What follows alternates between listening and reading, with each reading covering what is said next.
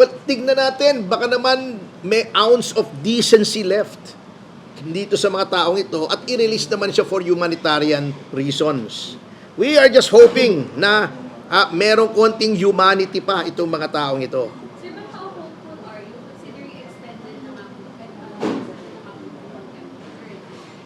Eto pa ha, well, speaking of that, eto pang isang strategy na style bulok eh. Noon, si Gordon attempted to extend yung detention ng mga kliyente ko dun sa Farmally by saying, magpa-file muna kami ng preliminary report. Kasi, under the doctrine of Balag versus Blue Ribbon, pag nag-file ka na ng report, dapat yon functus officio na yung iyong committee, dapat lahat ng contempt orders lifted.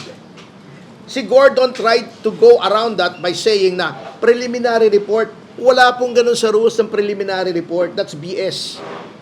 Palusot yun. Pag nag-file ka ng report, that's it.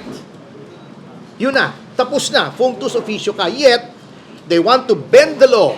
They want to disregard the law for their own purposes, for their own political purposes, by saying, preliminary report pa lang ito, hindi pa ito yung final report. There's no such animal.